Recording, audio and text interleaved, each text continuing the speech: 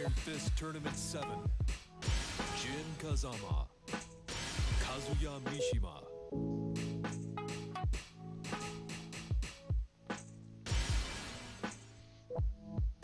Get ready for the next battle.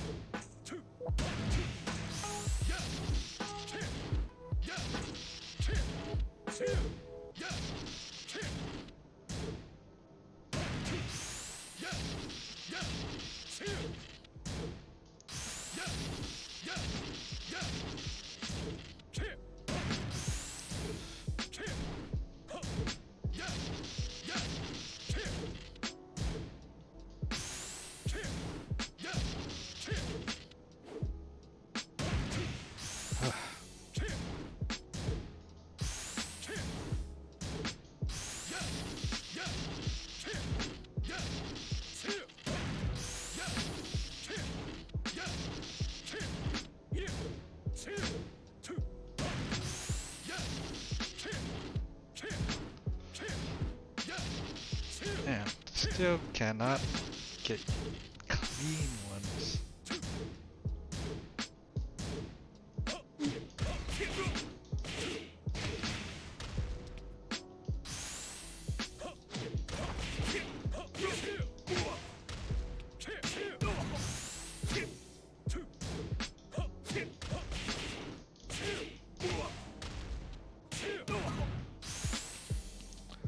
See if we get a push back real quick. Ah.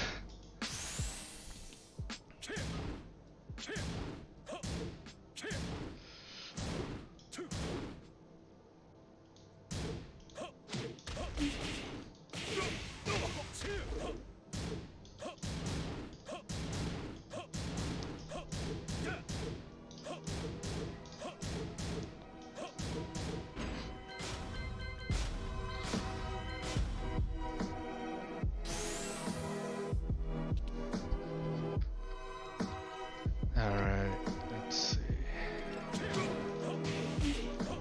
That still works.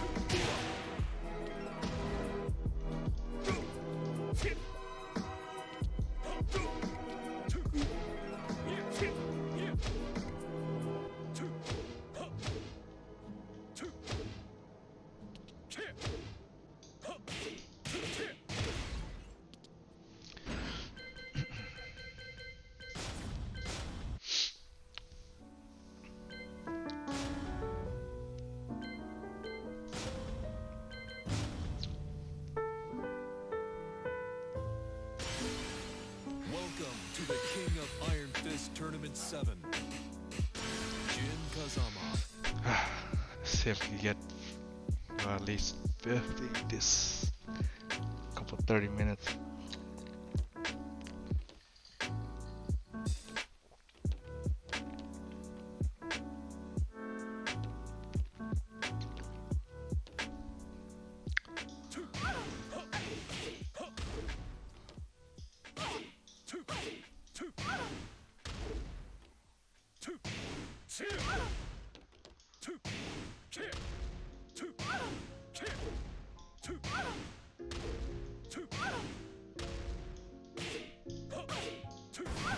New challenger.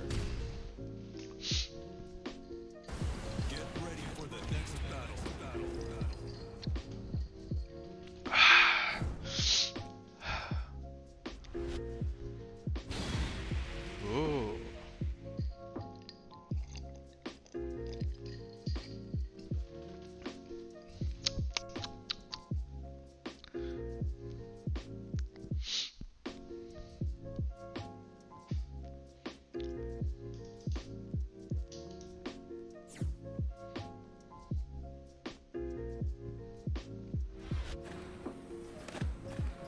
Round one. Fight. Fucker.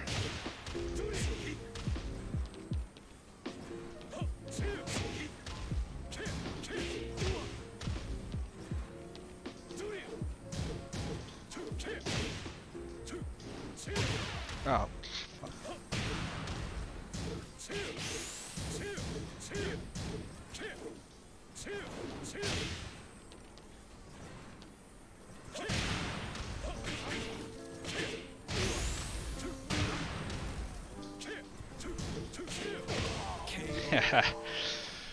Oh, that was close. Fight.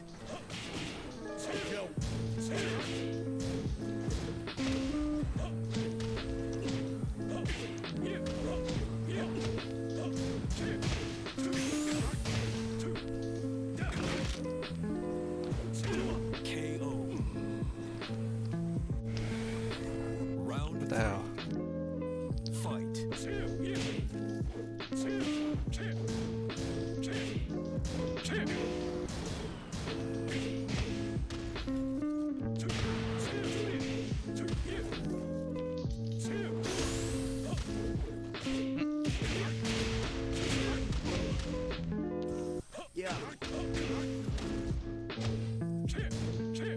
Ah.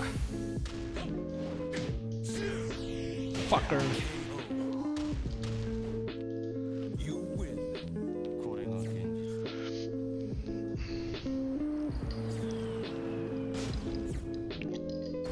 Get ready for the next battle.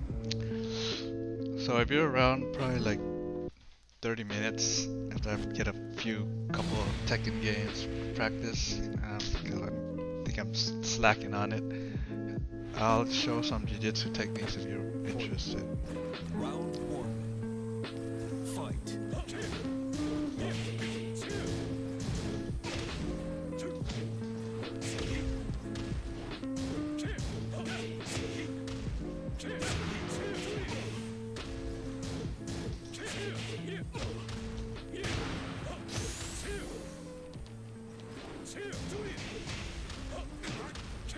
Ah. KO. Round two. Fight.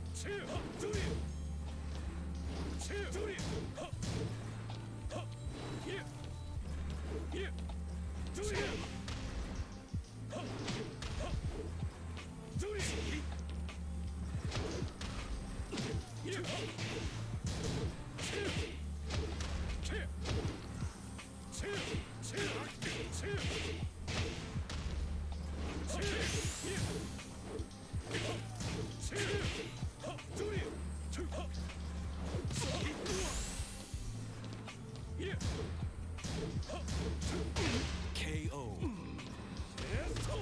Round three. Fight. Damn.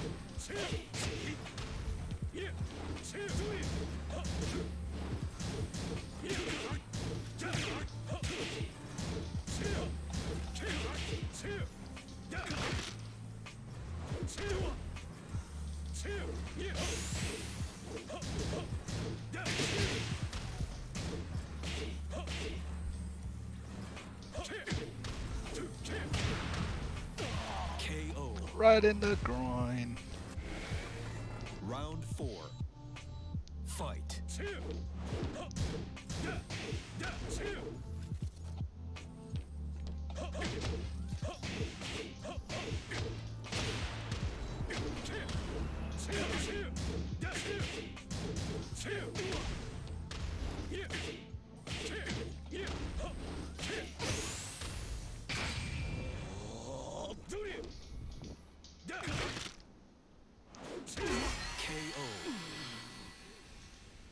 You win. 待っていろ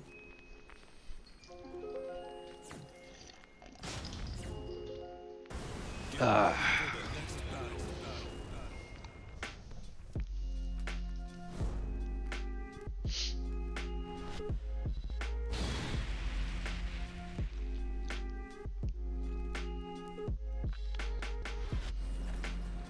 Round one. Fight.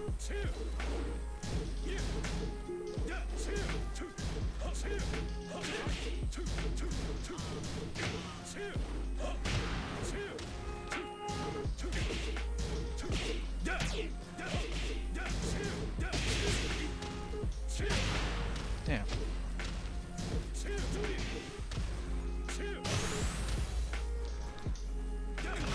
Still falling for the grabs. That's good. Round 2. Fight.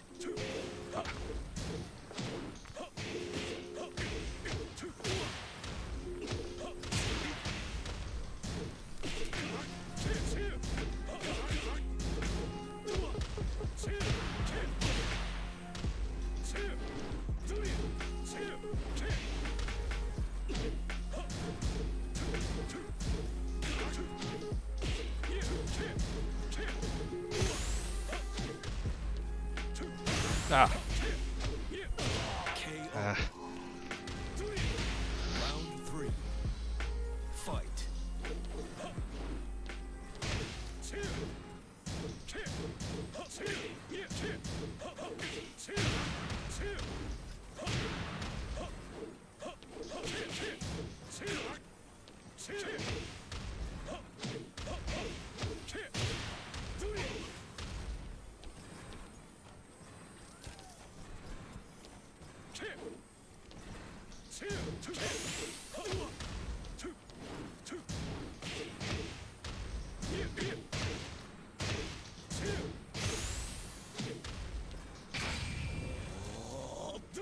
Oh, god damn it. KO. Round 4. Fight.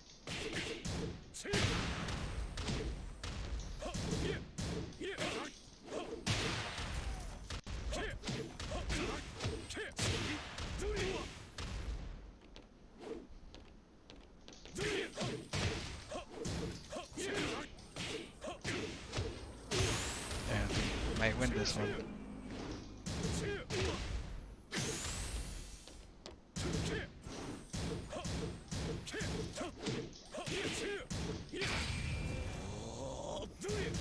Oh man. KO. You lose. 待っていろ Well, didn't get demoted, that's Get good. ready for the next battle.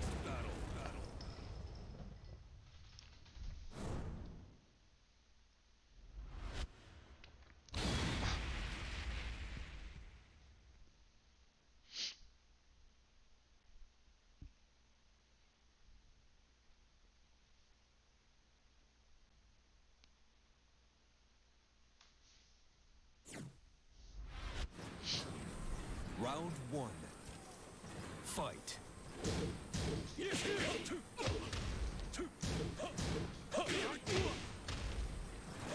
What the hell?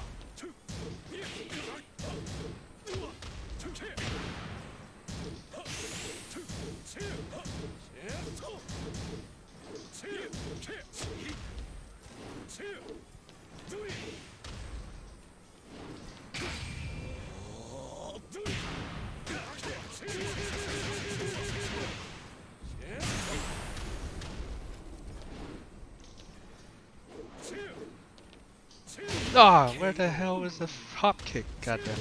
Round 2. Fight.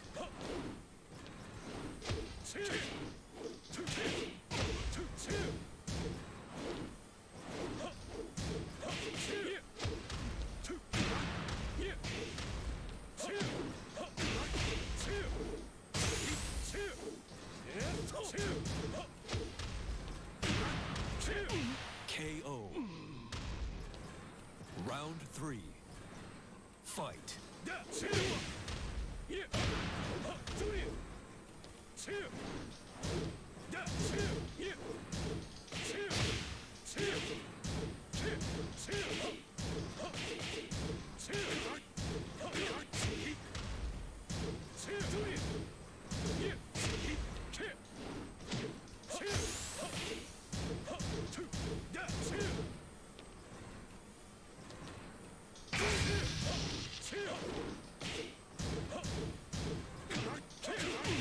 Ah.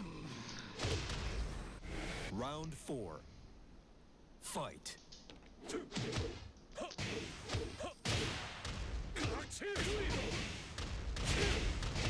Damn.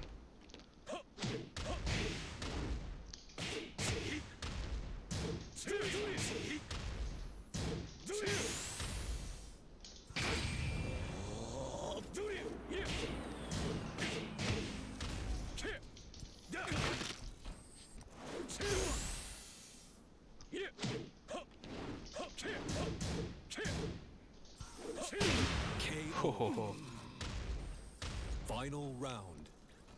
Fight.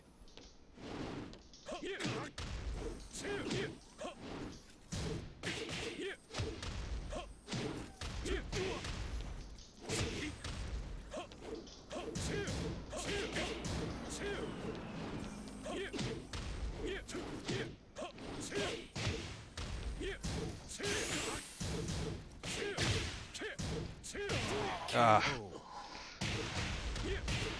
You lose. 待っていろ。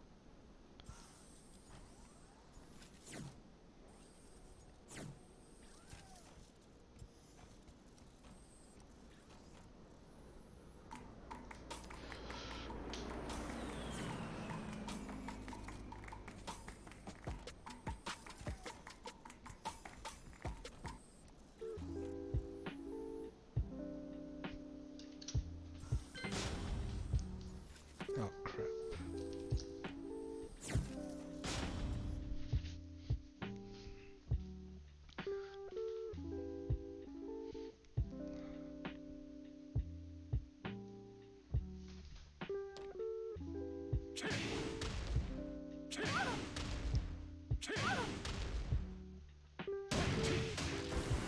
New challenger.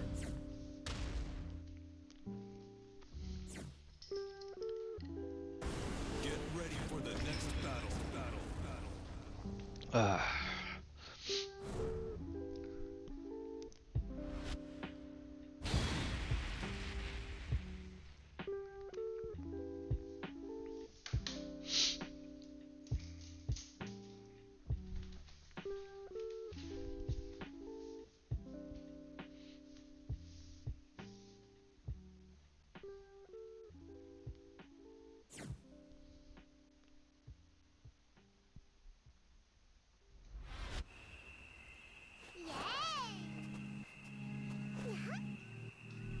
Man, Round one. both demoted.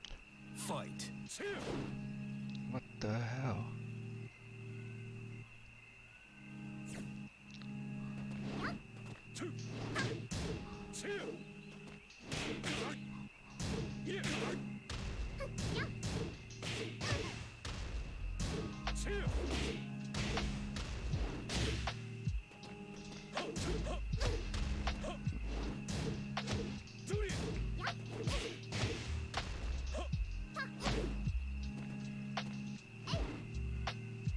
Hit the kick, even though it's frozen.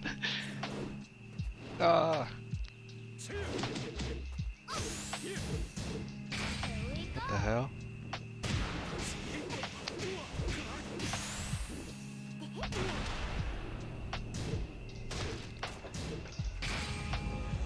Back off.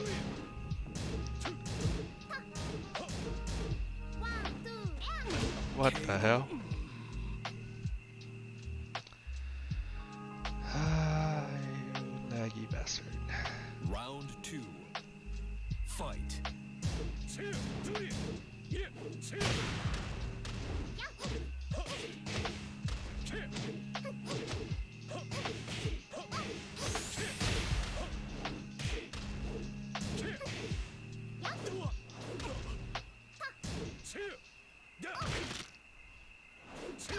KO. Please don't make me go back to LA. I don't care where you go, Bojack, but I can't have you around here. What's up with this lag? Round three. Fight.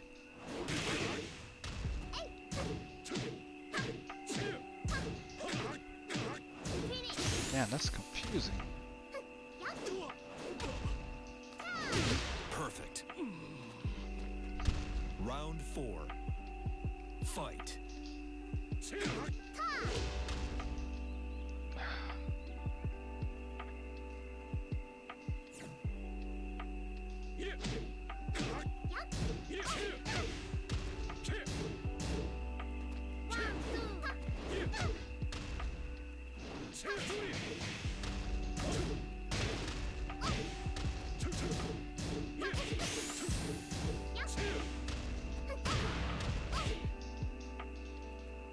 Come on.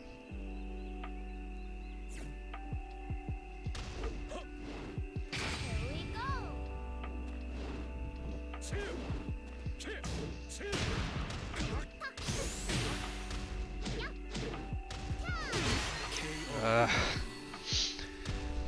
You hey, how's it going, man? How do you say that? Glate 42? Gla 42?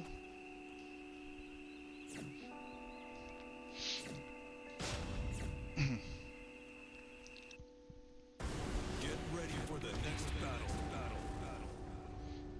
You're Brazilian? From Brazil? Is that the deal? Oh, and in about like a few more rounds, I'll probably give it like five more rounds. I'll go into teaching Brazilian Jiu Jitsu, basically for 邪魔す people る who's な never seen it, Round one. and just to expose the art a little bit more if you guys are interested. Fight.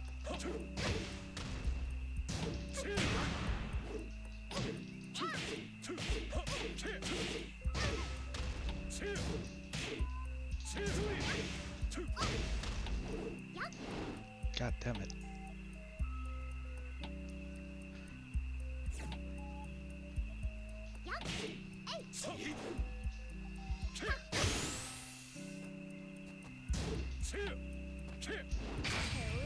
Ah.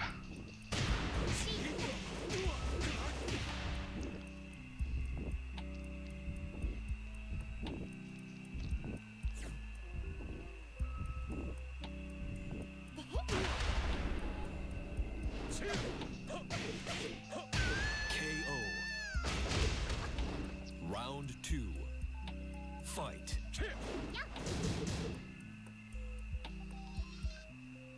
Damn, what's up with this guy, man?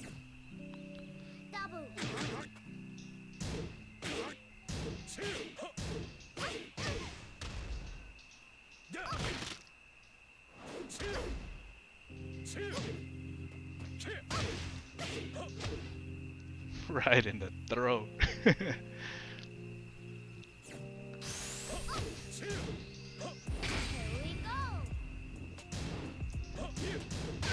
KO. Round three. Fight.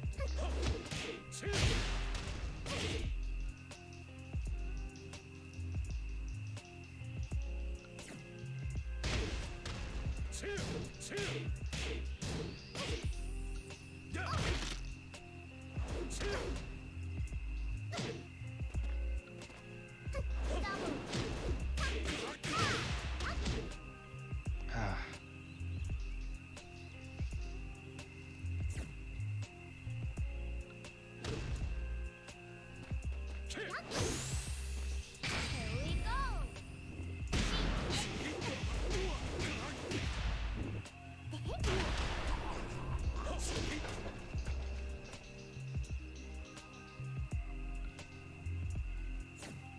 Come on. Ah, I'm gonna kill this guy off already. You win. これが現実だ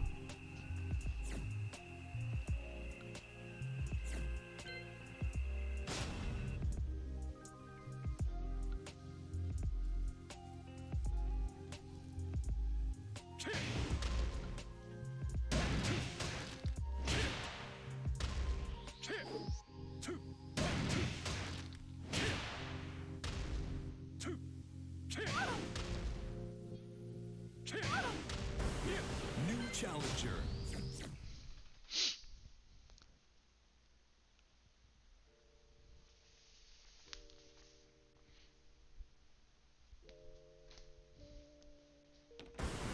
New challenger.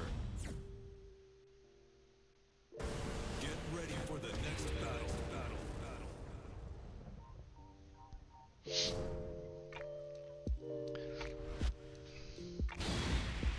So what kind of experience you've had in martial arts, if you don't mind me asking? Well, if you're still here.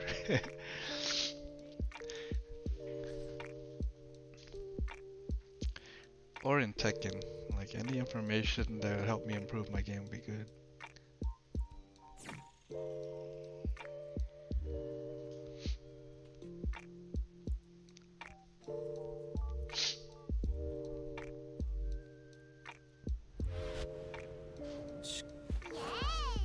Damn, this guy. Round one. Fight.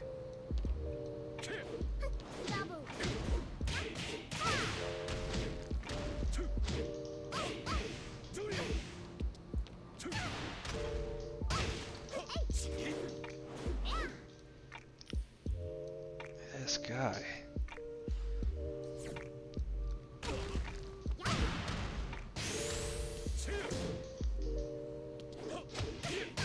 KO. Round two. Fight.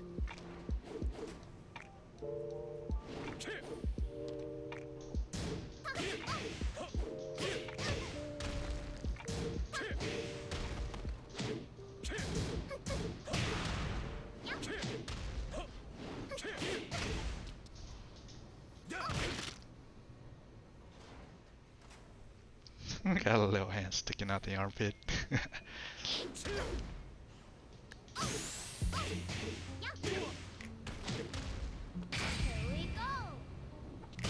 Oh shit, it's low.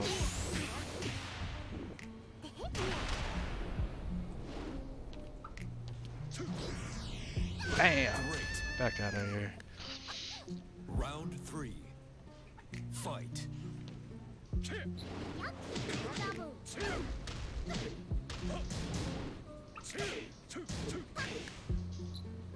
God damn it.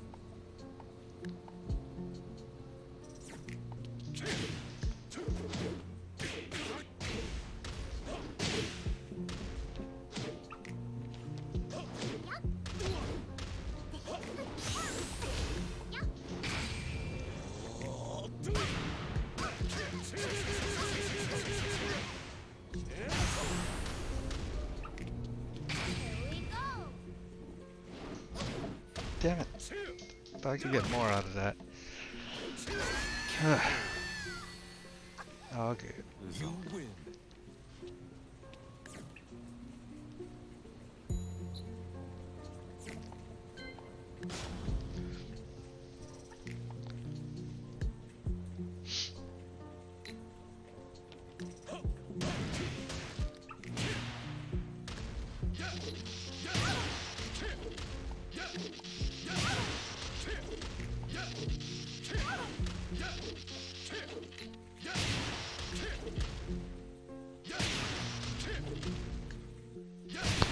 New challenger. Hopefully not the same person.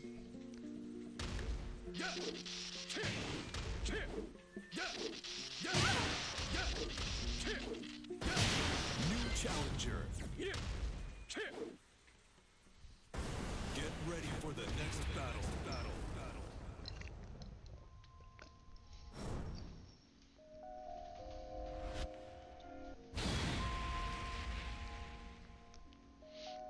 Vindicator. Liam.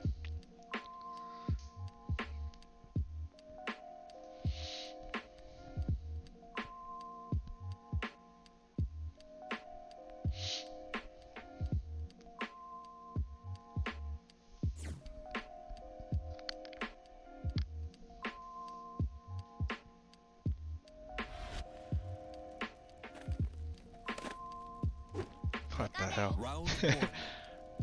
Fight.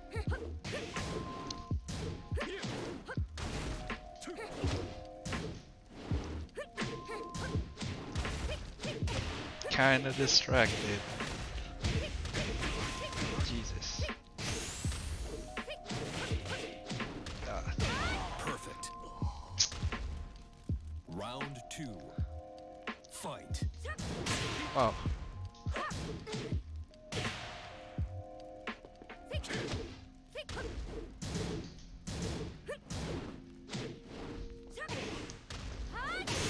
Nice.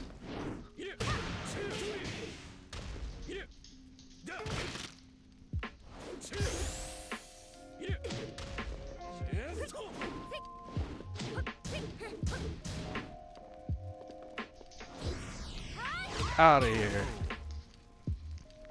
Round three. Fight.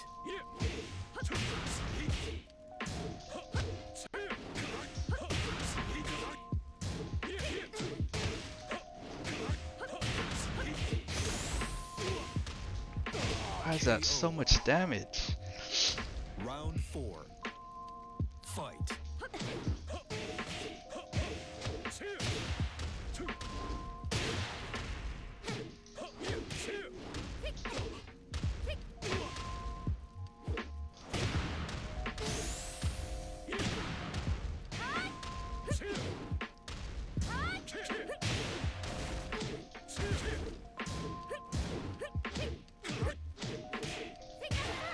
KO.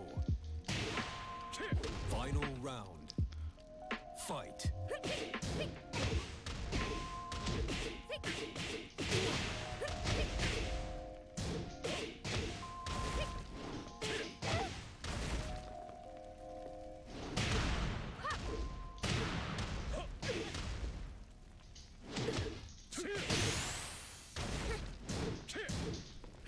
Ah.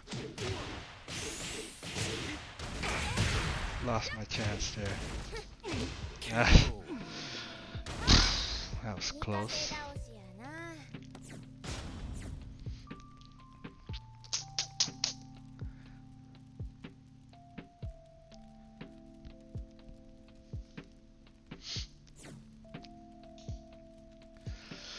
Alright. I'm gonna go for one more and then I'll start going into an intermission. Probably about 5 or 10 minutes to just get situated. Then I'll start the lesson.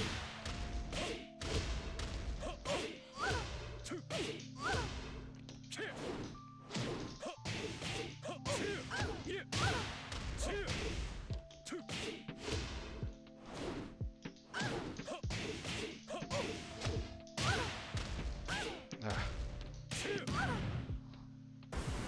New challenger. Get ready for the next battle.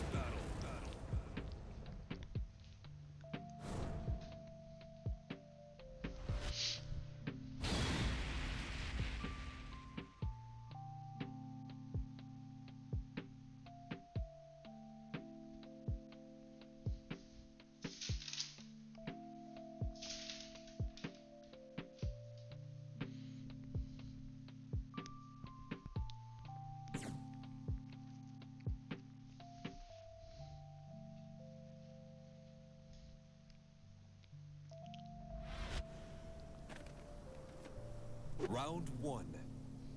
Fight.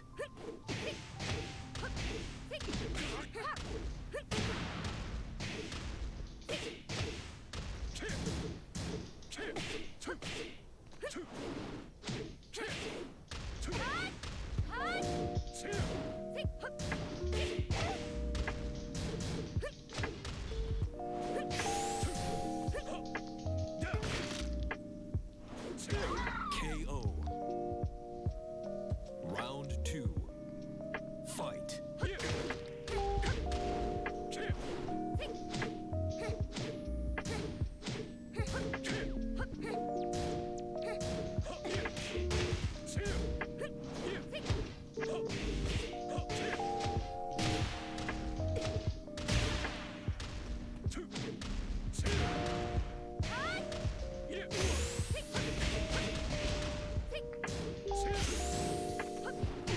Ah, Jesus. Round 3. Right, so after this match, I'm gonna actually start teaching some Brazilian Jiu Jitsu if you're planning to stay. Since some of the Tekken community has been teaching me how to play Tekken a little bit, so I wanted to give back.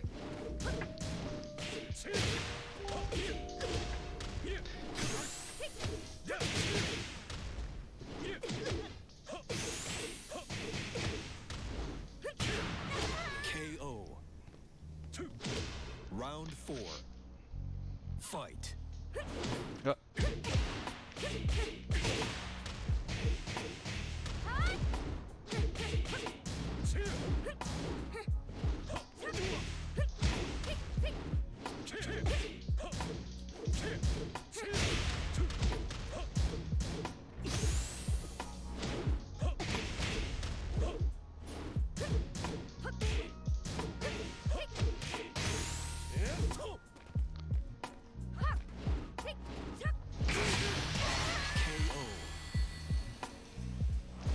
Yes, sir. Got that one. Alright, so since I just finished that fight, I'll just get started in the lesson. So give me about 5 to 10 minutes just to get myself situated, and then I'll start it back up. Alright? See you in a few minutes.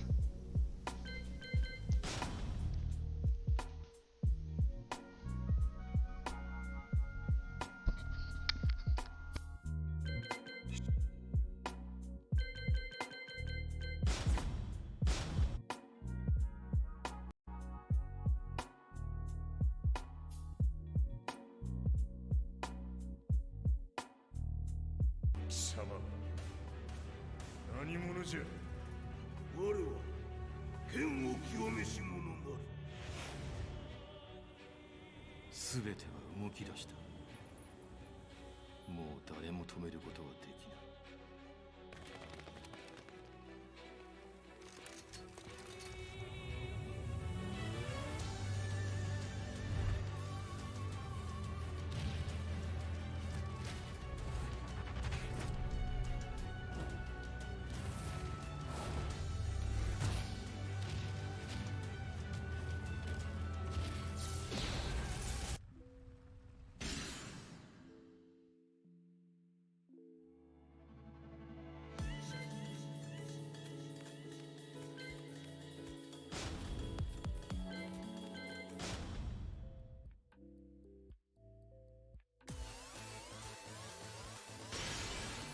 Welcome to the king of Jin Kazama, Kazuya Mishima.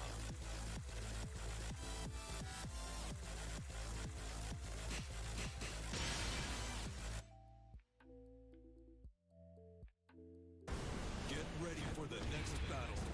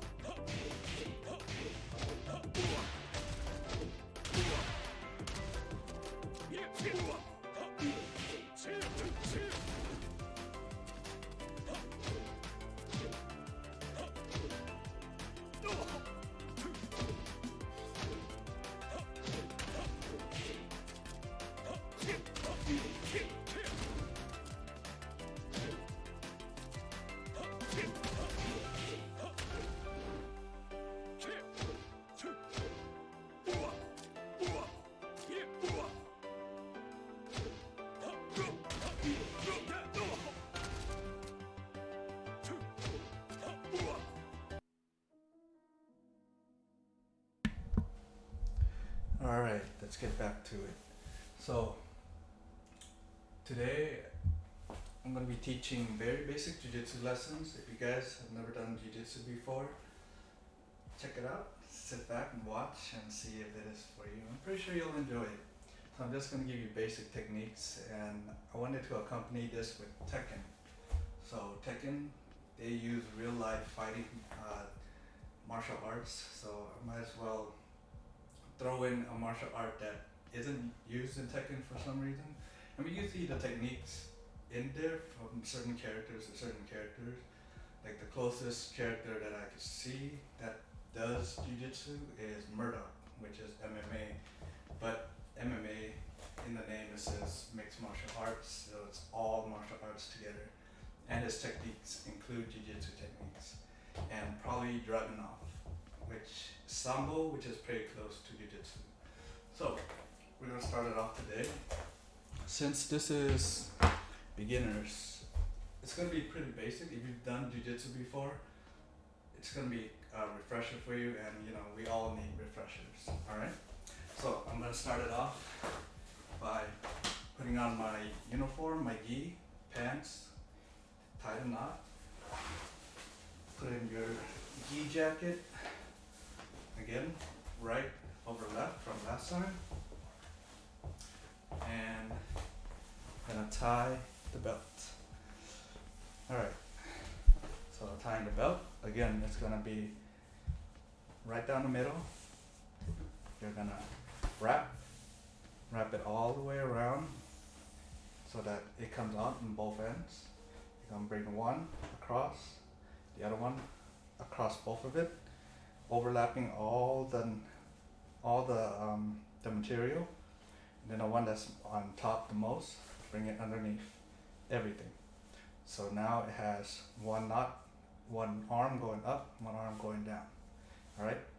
So the one that's going down, you're gonna bring it across. The one going up, you're gonna wrap it around that bottom arm, tie the knot. Again, if you did it right, look closely, there is kind of a lotus design to the knot. That's how you know you did it right. If it comes out and one's going up and one's going down, then you got it wrong. So make sure that they're both coming out and falling downwards, all right? So again, traditional wise, before you step on the mat, bow, step right on. All right, so I want to talk a little bit about jiu-jitsu and what it's all about.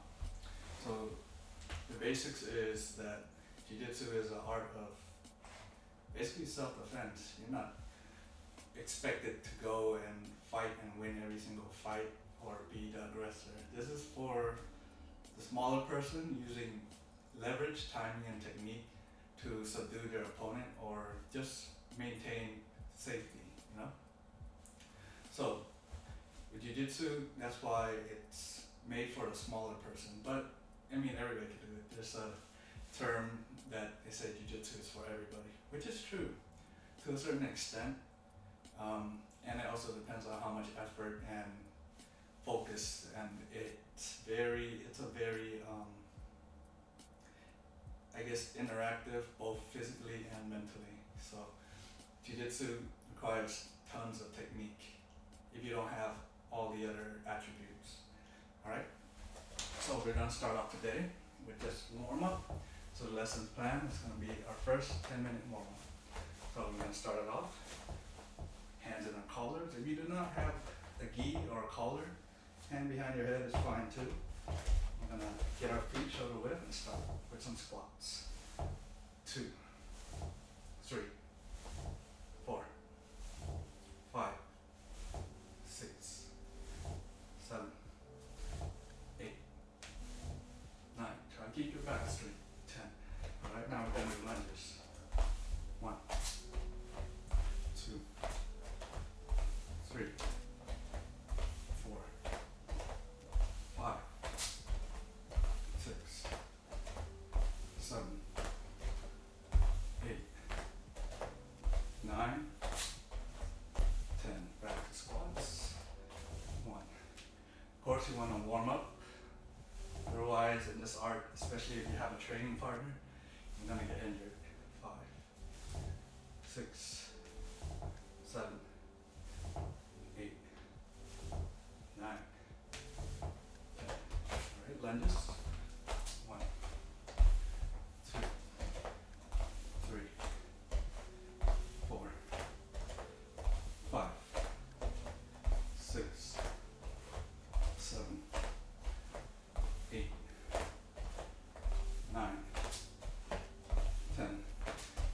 circles. 1, 2. Hey, how's it going? Welcome back. 3, 4, 5, 6, 7. Trying to stay consistent for you, man. 8, 9, 10. Reverse. 1, 2, 3, 4, 5, 6, 7, 8, 9, 10. It's all good. You came in during a warm up. Usually people skip warm ups for some reason. I don't though. 4, 5, 6, 7, 8, 9, 10. 1, 2, 3, 4. I'm glad you're back though. 5, 6, 7, 8, 9, 10. Because I'm actually going to show you some submissions today. 2, 3, 4, 5, 6, 7, 8, 9, 10. Hell yeah. Especially during injuries. Alright, so we're going to go into the dynamic stretches. Right hand behind the small little back. Get the head. 1, 2, 3.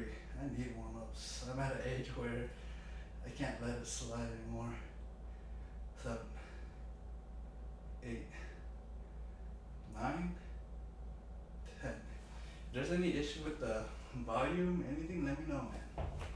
2, 3, 4, 5, 6, 7, 8, 9, 10.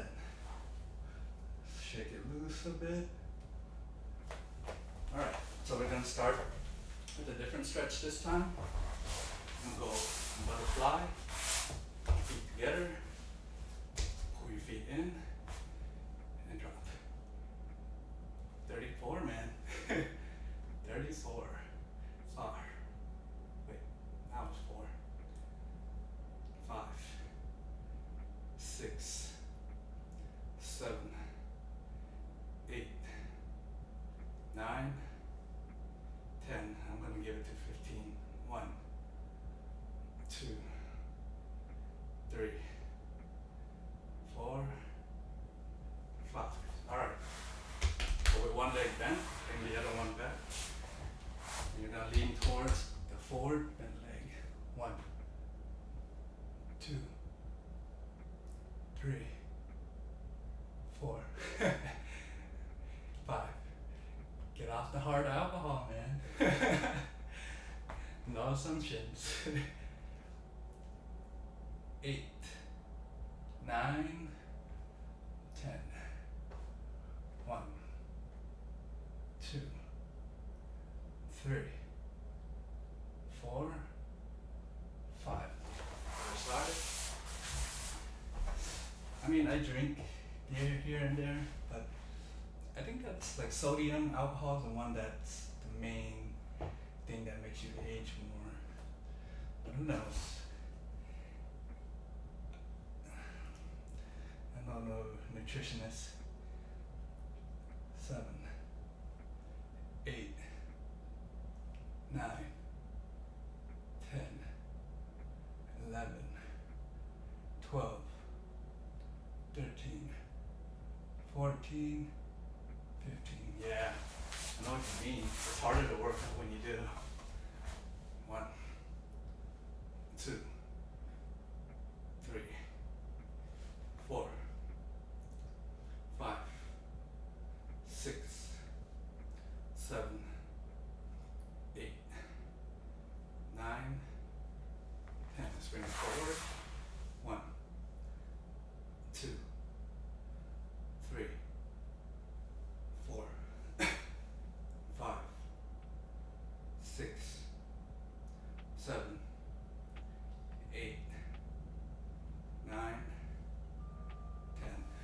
show you this cool hip stretch.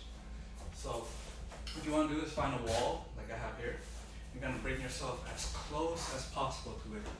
Stay parallel to it, right? As you see my legs hitting the wall. What you're going to do is you're going to lean back, bring your feet up, and use the wall and gravity to stretch. 1, 2, 3, 4, 5, 6, 7, 8, 9, 10. Let's give it another count. 1, 2, 3, 4, 5, 6, 7. You can bring it lower if you can.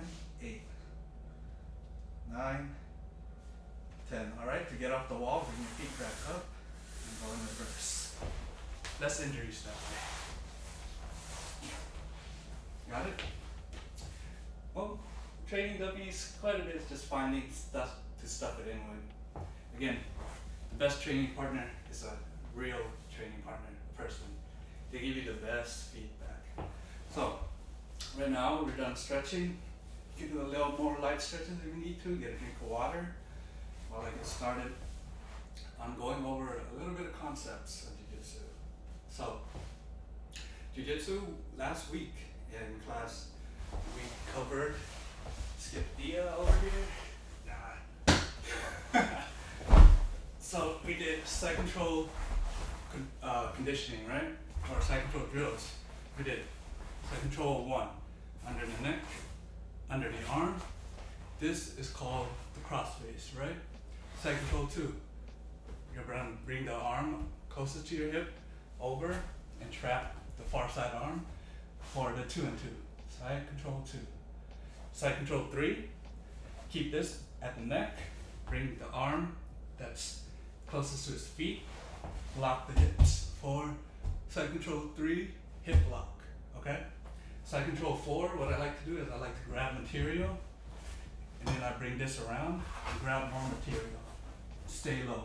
This is side control 4, all right? So what we did was 1, 2, 3, 4, and then we transitioned back to 1 just for drill's sake into the Americana, which is we're gonna let him buck around, let him bring the arms around, that's good. We're gonna straighten out his leg, drop our hips and our weight on him. We're gonna use the top hand, catch, monkey grip, no thumbs. Then this one threads under, catch your wrist, no thumbs, drop the elbow, finish, lift for the finish. Again, less than 10%. So that was last week's, all right? So for today, we're gonna start a little bit of positional training. Introduce you to a new position, which is called the guard, okay? So, closed guard. Yeah, these grappling dummies cost quite a bit if you don't search around. Amazon seems to be good with it. So what I'm gonna do for closed guard, I'm just gonna sit and start with the guard, okay? So it's an awkward position at first, but it's very strong control. I'm pretty sure if you've seen in fights, there's plenty of positions where they get into the guard. You can see plenty of attacks from it, okay? So, my friend here is gonna be inside my guard. I'm gonna wrap my legs around the hips, okay? So, what is this? This is basically putting his arms into use, and the legs, it's kind of taken out of the battle. But for me, I have my arms and I have my legs, right? So his legs out of the battle, but my arms and my legs have control on where he moves, right? So right here is going to be our first submission, well, second submission if you add the Americana. So when he's here, in jiu-jitsu matches, they're going to be trying to posture up because if they're low, it's going to be chokes, arm attacks, kimuras, stuff like that, right? So let's start. Legs around the hips. The way you're going to start it is when they posture up, you want to bring them down. Boom. bring him down, just swim your arms underneath. If you can't see, you're gonna swim your arms, bring it out so that it drops to the side, right? This drop is what you need to control, okay? So get that control. So you have the legs wrapped around them. It's just to separate their legs from battling. Because if they're trying to move around or use their legs as a weapon, you basically took it out of their options, their arsenal. So now he has only his hands. But since his hands are still like able to cause damage to you, what you want to do, you want to control them. So again, distance control, right? So if I control here, his options, can't really aim for the face if I'm blocking, okay? So you want to give him just the light taps to the rib, that's not too bad. This one, it's not too bad if you bring your legs up high so that he can't wind for a stronger punch and you're connected to him, okay? So the thing is, it's gotta be connection, all right? So again, we're gonna start in a posture position. He's in my guard. Open guard, close guard, right? So open, close. So add that to your positions that you already learned in side control. So close guard, you're gonna swing your arm in, swipe out, and catch. Stay kind of like a koala hug, right? So again, distance control. So what I like to do is I like to reach and find the arm that's right in front of me, okay? So they're gonna be trying to posture up, push off you, stuff like that. But if you hang around the neck or the shoulder, it makes them have to work that much harder to lift you, well, to posture up because they have to carry your weight too. So you're wearing them out while you're protecting yourself. So keep it connected, all right? So what I like to do is I like to grab this wrist that's right in front of me and let him do a little bit of a posture. As soon as he does, I push it straight towards his chest, okay? This arm still stays here, and I'm gonna catch the head and the arm so that this one's excluded when I push it straight towards the chest. All right? So let's go into that really quick. Boom. Break his posture, control. He tries to push, boom, catch. So now I have the head and the arm trapped. Got it? So, with the head and the arm trapped, now I have control over his body, his head, his arms, my legs. So, if this arm's out here, it's kind of hard to cross it. So I want to go for a triangle in this position. So a triangle is basically a choke with your legs. All right, let me give you a better angle. Right here. All right, so head, arm, trapped in your legs. So this arm can't go across easily. So what you want to do is take your hips off the mat. See how the arm lifts? Cross it so that it goes right in front of his face, preferably under his chin. Okay? Once again, under the chin, pull the head where the chin locks the arm in place so that he can't pull it back. Okay? So control here. You don't need to move if you're unsure, but here is a strong control. Okay? So after that, control the head, pull it towards you with the foot that's on the side of the arm. You're gonna open up and step on his hip. Once you do, use that to push and change your angle. When you change your angle, bite the neck with your thigh, the back of your thigh, bite. As soon as you do that, grab your leg. So it transfers from hand control to your leg holding him down. So when your leg holds him down, bring this around, catch the triangle. I'm sure you've seen it in UFC fights. In Tekken, there's even a triangle in there. So this is the position that you want.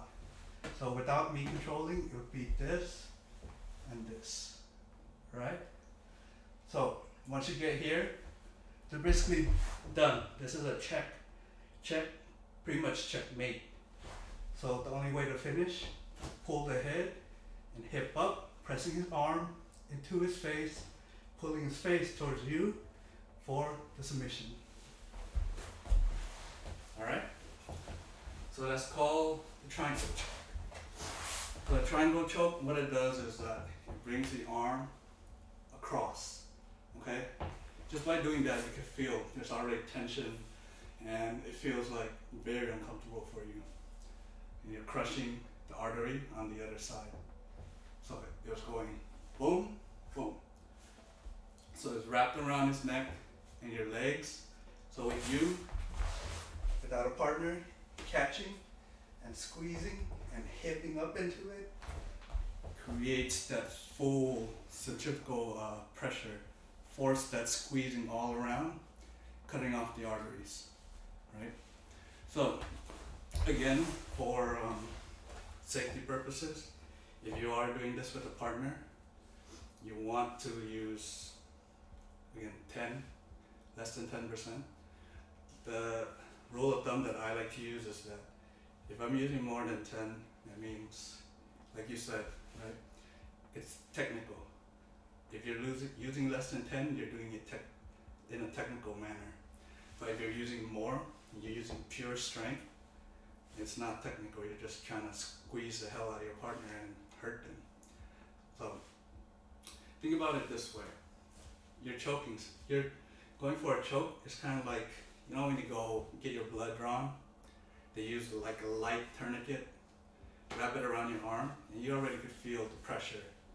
Like it's not really like intensely squeezing your arm, but you can feel that the blood is slowing down, right? So that kind of light pressure is enough to slow down blood flow.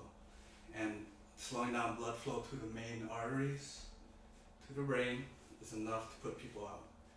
So again, 10% and never. I have to stress never hold more than 4 seconds. Because if you have it wrong, it would take more. But if you have it right, it shouldn't take that long for them to tap. Either that or they'll nap or pass out. So do not hold it for more than 4 or 5 seconds. Alright? And they'll let you know, it won't feel good. It's not gonna hurt if you get it right, but it won't feel good. It's kind of like drowning. So, we're gonna start off, close guard again. He's gonna posture, if he's not dead. We're gonna boom, spin and control. Okay? Control, stay close. You can let him throw light punches. Let him throw punches. If you have a partner that you're training with, practice with punches, because this applies in a self-defense situation too. Let them throw light punches and see if they could connect. If they could connect, you have gave them too much space. So I like to stay close and close, right? So I'll control. You can push off the floor if they want to. I'll drag them back down and make them feel like they're basically in quicksand. Okay? And then when I'm ready, let them know. You're gonna grab the wrist. You're gonna open up and catch. Okay? Catch just the head and one arm. After you catch the arm, this arm can't cross. If they're live, if they're a dummy, yeah. But if they're alive, you're gonna bring your hips up. See how it lifts up? Drop it back down to the other side as you guide it across. When you guide it across, lock them in. After you lock them in, open, step, change your angle, catch your shin. Shin above the ankle preferably, so that your other leg goes around, catch. To finish, pull the head down, hip up, tap. So that's basically the basics of the triangle choke. Any questions in particular? Or any issues that you feel that might be hard to understand? Like you said, these fights, they're very technical. So it looks like they're just throwing punches and stuff, but everything's timing. If you do it right, it looks effortless, you know, or if you do it enough, if you drill it enough. So it's very technical. The way our body works all the same, but it's kind of like it's our natural reaction when our body is threatened. You kind of move a certain way, push a certain way, if you feel like we're going to be hurt, you know. And in this instance, if you're pulling their head down against their arm, they feel like they're suffocating, they're gonna be trying to fight. So that's where all the little details come in about you controlling the posture. So let's drill this for a few reps and then we'll move on to the next one. Alright, so close up. Swim, control. Catch the wrist, catch the head and the arm. Lift, cross. Shoulder head, change your angle, fight. Finish. Reset. Swim. Boom. Catch the wrist. Boom.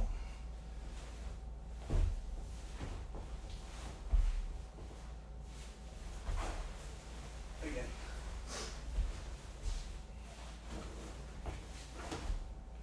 Catch the wrist. Hip up. Cross. Control. Angle change. Control. Boom. It's a lot heavier, but it's dead weight.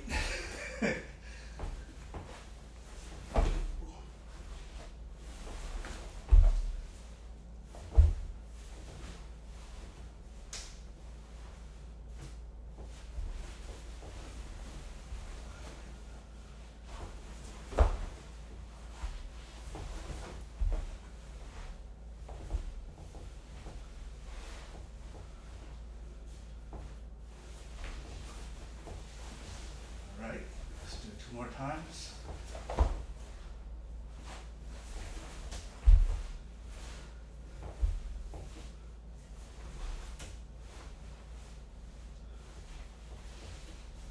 And 1 more.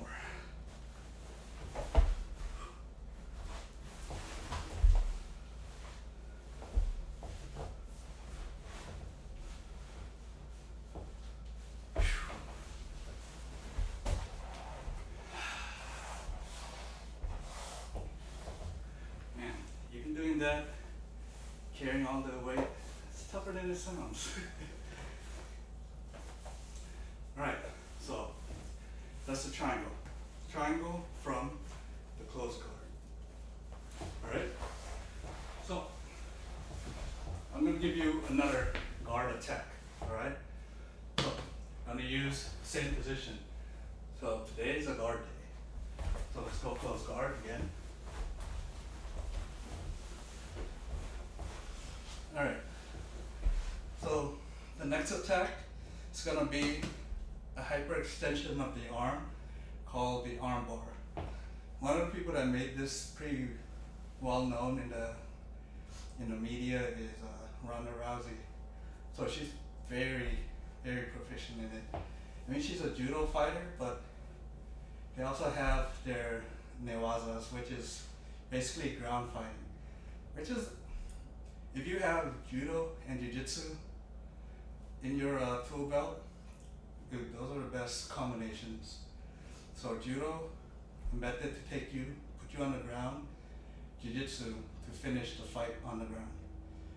Because if you think about it, judo is about, I think like 80% standing, 20% groundwork, and jiu-jitsu is the reverse. 80% groundwork, 20% standing. But you're gonna need both if you want to be very proficient in self-defense, in jiu-jitsu competitions, all that. Alright? So we're gonna start with the triangle, or the arm bar, sorry. So close guard, okay? So with the close guard, you're gonna be posturing up again. You wanna control one arm. I'm gonna control this arm, just so that you guys can see it a lot easier. So when they're posturing, they're pushing against you, they're keeping their neck away. You can't grab collars or chokes, anything like that. So what I'm gonna do is I'm gonna reach under the far side arm, reach under, out of the way, take that out of the way, and cuff the other arm at the bend. Okay? So where the bend is, it's opposite side of the elbow, you want to cuff and control. That's a strong control. When you do that, you're gonna reach your other free arm, you're gonna reach it and grab the far side shoulder. Okay? Just to cuff it, you don't want to grab like material or anything, you just want to cuff. It's just a control direction. Alright? So you're gonna reach under, cuff, cross shoulder. Step on the hip, lock the arm from trying to escape. So now you have your arm controlling it and your leg creating a block to any exits. Alright? Shoulder control. So now, the last few steps, you're gonna guide him south towards this knee with that hand as you cuff the far side armpit. Okay? So again, you got all your position, guide him south or 45 degrees south, cuff the armpit with this free leg, bring it around, hook the neck, the head, pull your heel towards your butt. Now you have the arm.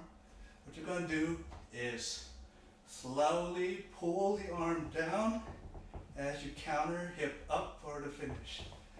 10%, maybe 5% effort on that one, because some people are more brittle than others.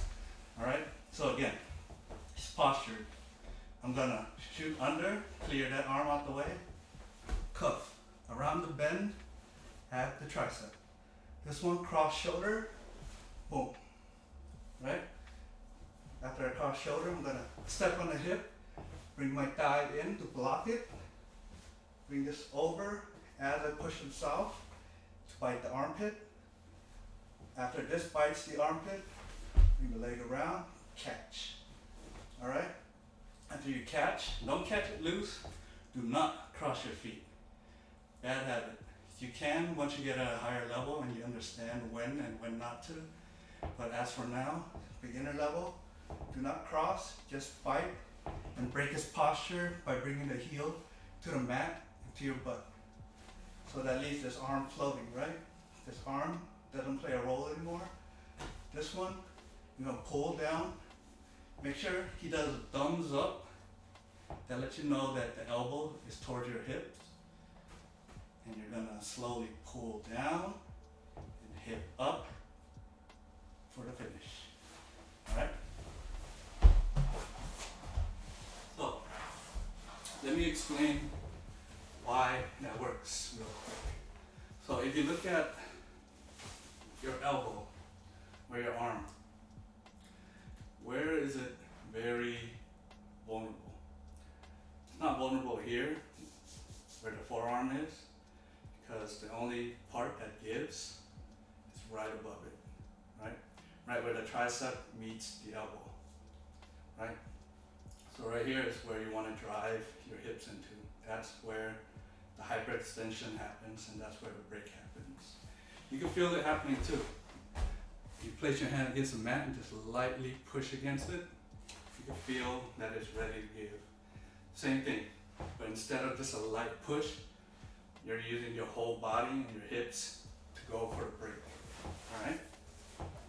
So, when you're doing an arm bar, it's best to load yourself up right under the top side of the elbow, not the forearm. Okay? So we're going to drill that about 5 minutes. Okay? So let me get myself situated. Let me know if you have any questions or think of them. And then at the end of both techniques, I'll definitely ask you and try to answer it to the best of my abilities. Well, to the best of what experience I have. Alright? So, close guard. Posture, swim under, cross. Cross.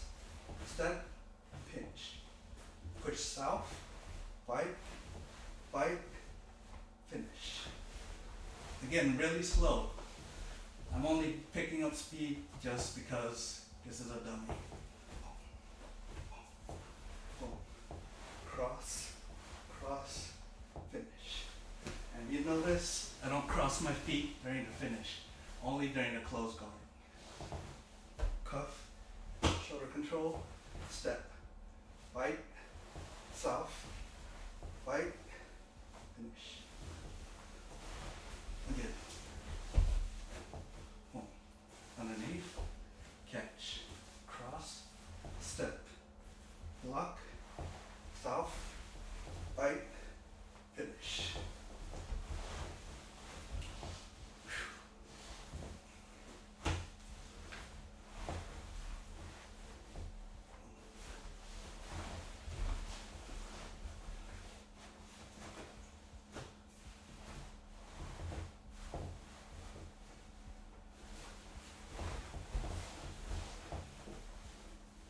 Probably gonna have to fix Thea up and give her some bones.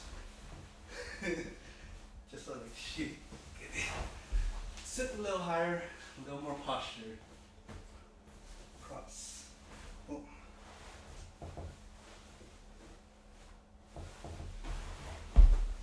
Let's change the angle a bit.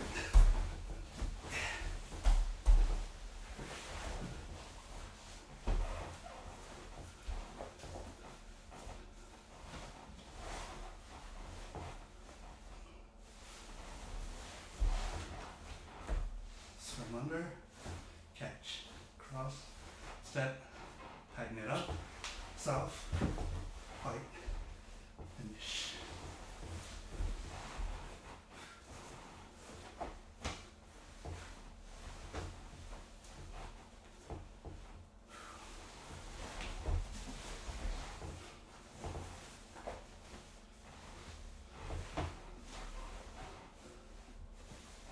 Again, not cross your feet. It's easier for them to escape when you do.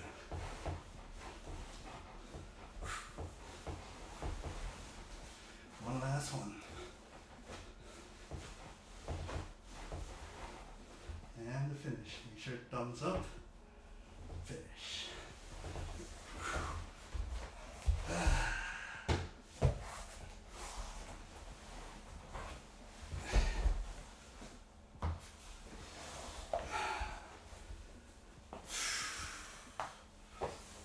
It's a little bit tougher with dead weight. Any questions? Any details you want me to go over? So, what I want to point out is that the triangle, if you look at it, again, we're trying to hit two arteries, right? Left, right, carotid. So the way that the triangle works is that when the arm crosses, that's enough to cut off this artery and your leg. Thigh covering this is enough to finish the other side.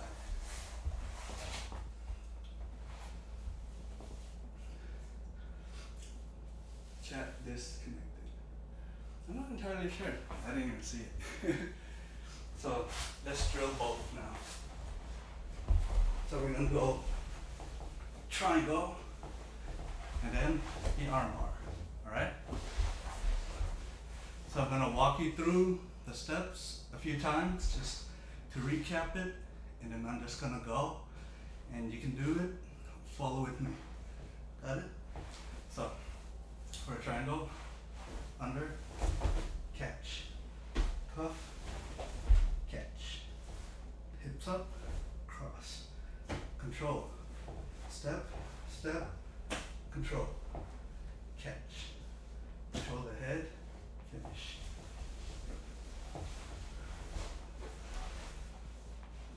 Underneath, control the wrist,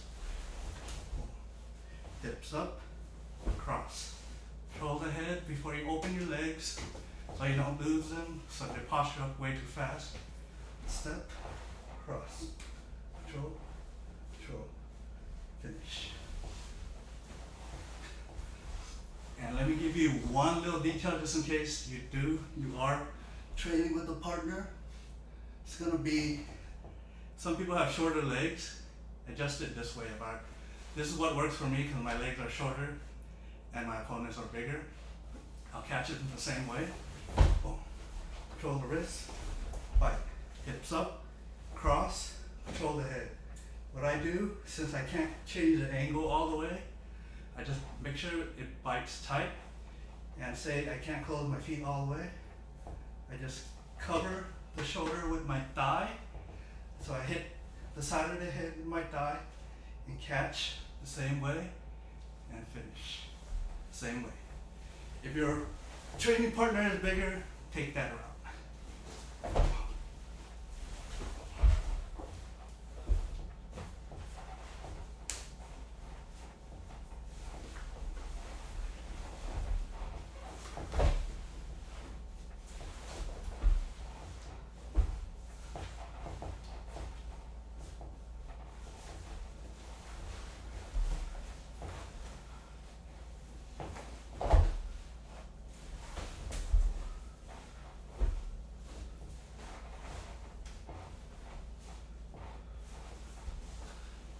One last time, just in case I had a bigger partner.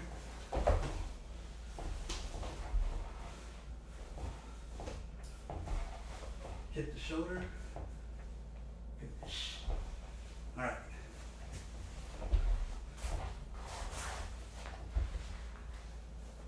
The dummies, she does her own stuff. I can't tell her what to do. So the next technique, we're going to remove her belt for now. Finish off the day is the arm bar. So close guard, got it? Cross, control, step, right, south, finish. Remember, the elbow is facing towards your hips. Your hips are driving for the break. Hyperextension.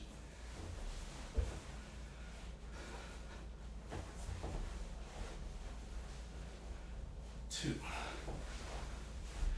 Cross out underneath, cuff.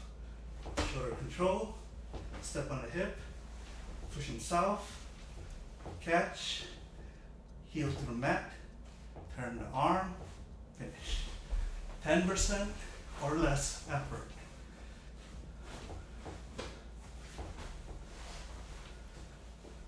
Three.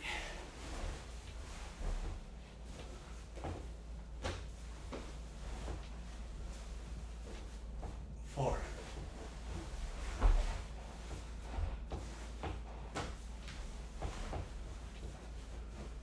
Five.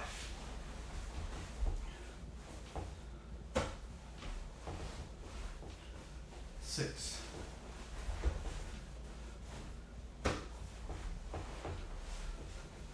7. Hoping you guys are getting a good workout because I am.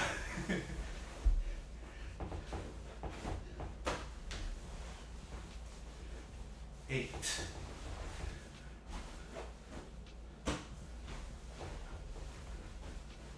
9.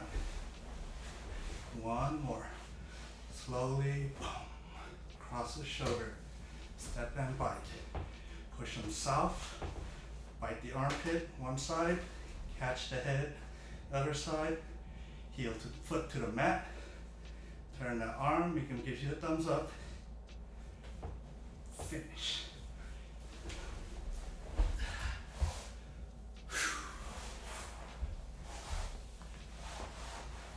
I do. This is way better with a real person.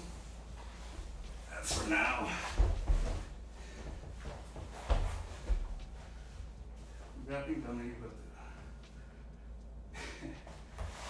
either that, I gotta build her body up more to be stronger.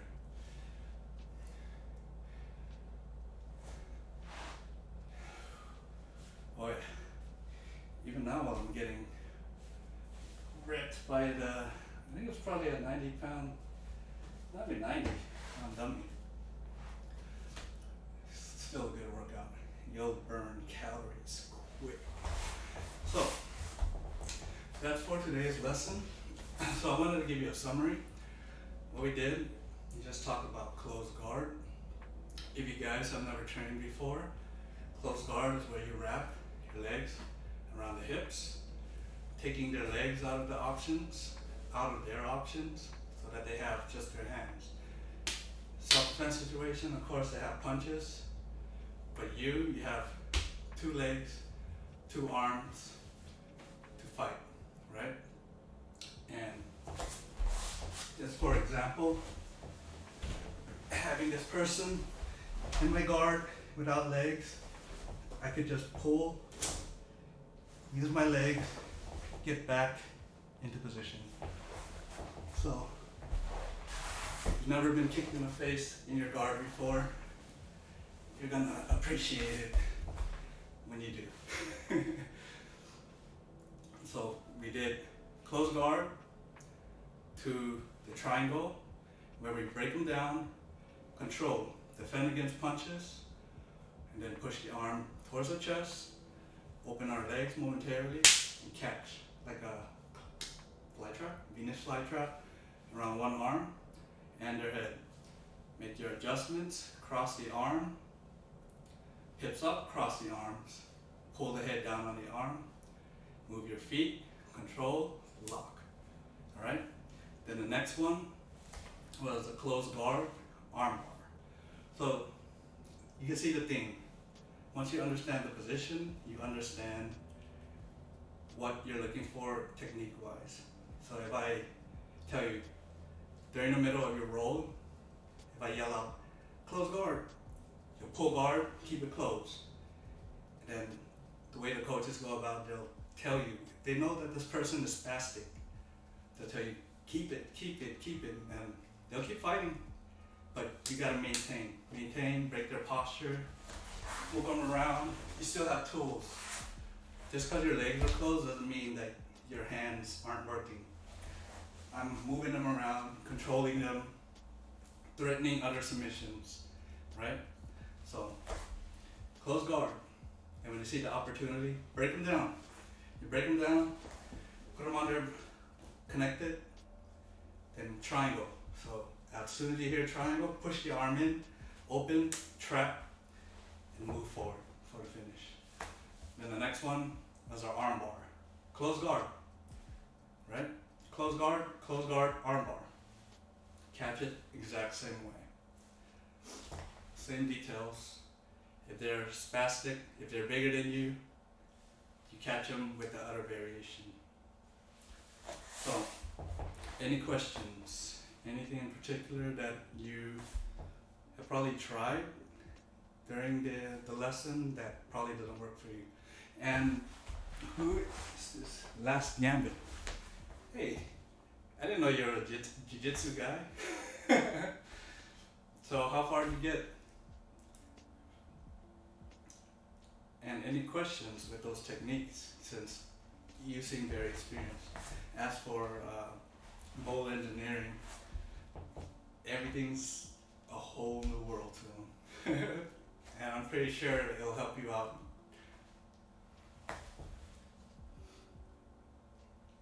Yeah, if they do move a lot, that's where the control comes in. When they're moving and you're staying connected, what's the point if they're going all over the place and you're just hanging on, right? And if it doesn't work for them, they're gonna try harder, they're gonna expel energy, and what are you doing? You only have one thing on your mind, it's just to hold them. No? Punches, they expel energy too. But if you're lazy with your guard, if they decide to throw punches, your hands aren't doing anything, you deserve to get punched in the face. I'm sorry. So if you're in a fight and you pull guard or fall in a guard and they're throwing punches at you and you're like, oh God, what do I do with my hands? What do I do with my hands? No. What you want to do, this close guard right here, see how I control the position? That's what you want to do. They need this distance to cause damage. Same thing. whoever controls the distance controls the damage, right? So if they're trying to throw punches, right as soon as they wind up for a big one, that's when I pull them in and I control. Okay? I just stay connected. If they move, I'll move with them, right? So I'm just making them carry my weight around. That's the idea of a guard. And if you bring your knees higher, if they try to wind, they can't. They can't go for a haymaker when your knees, your thighs are blocking the wind up. So he'll wind up, not much damage, right? So just stay connected, pull everything in.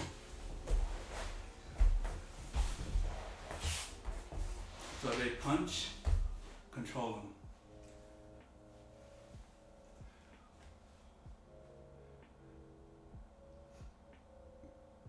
Well, if they're trying to run, let them run. You don't want to be that bully.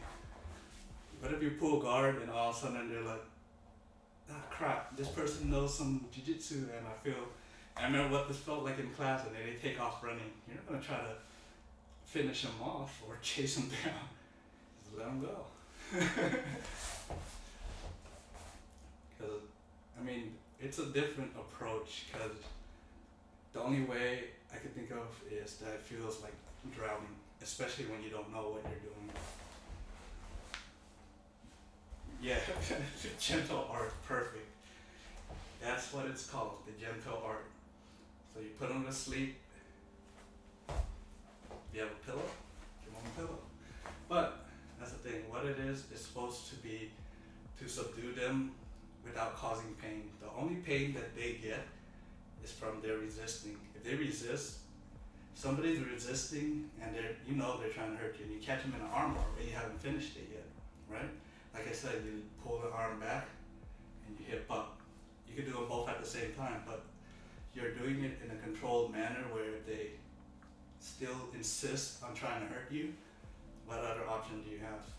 You have to break it to disable them. So the gentle art, I mean, double-sided sword, you could put them to sleep and they won't do damage to you.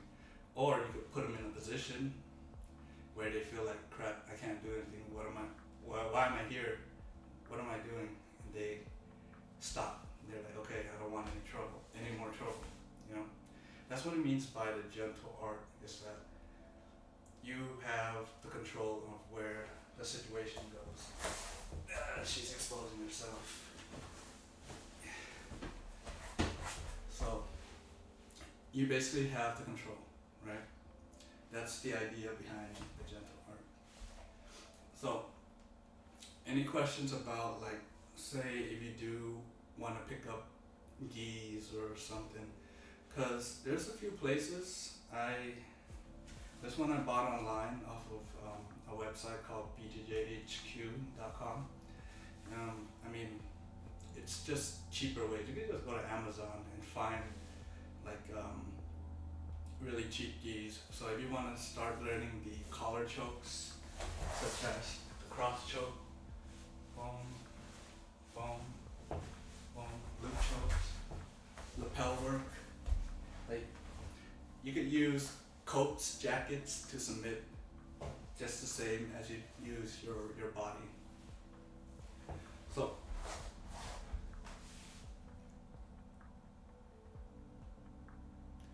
no, if you look at it, it's pretty close to judo gi, but not judo gi. It's thicker. You'll see that if your body's not used to it, it might be a little heavy. If they get soaked, they could probably weigh up to like 5 to 7, probably 10 extra pounds or something like that of sweat and material. But it's a very thick cotton gi, because if I yank at it, if I tug at it, if I use it, hold it up, it's pretty strong.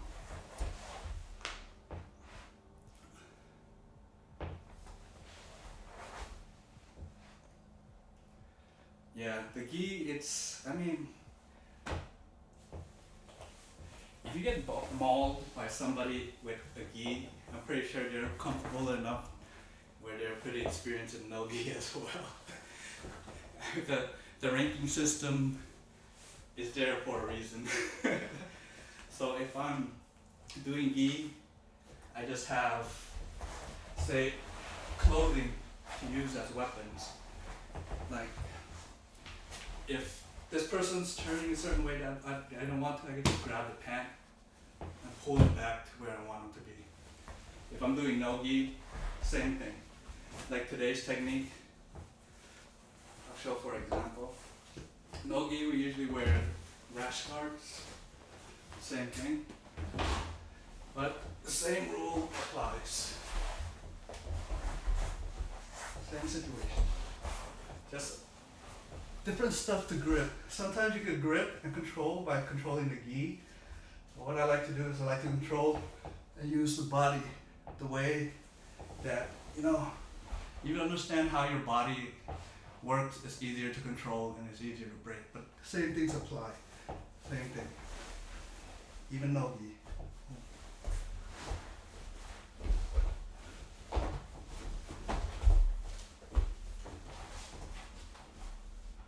It's just that now the no-gi, the guy that also has no-gi has less restriction and they can flow into submissions and techniques a lot faster. So it's kind of like a pick your poison type of deal. You're fighting against somebody that is higher rank but has a gi and they're slowing your movement down. You're like, crap, maybe I'll do better no-gi against this person.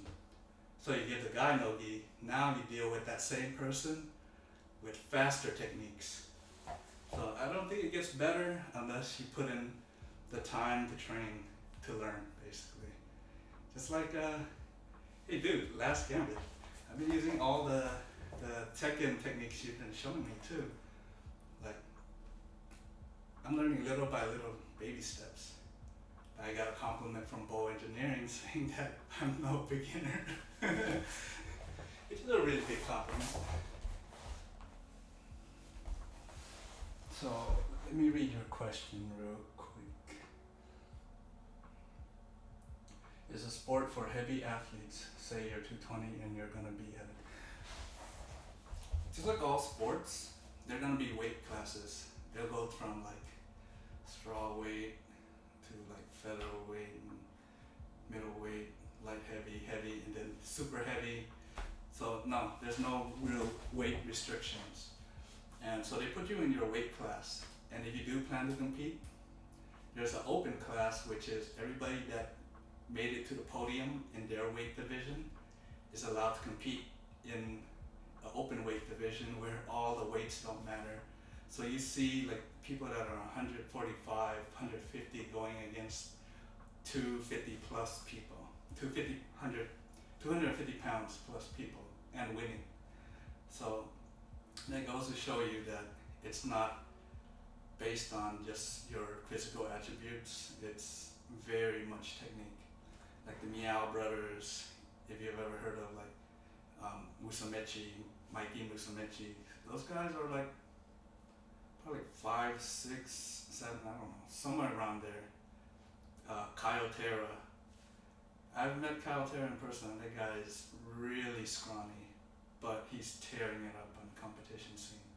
And he owns his own school, so that goes to show you.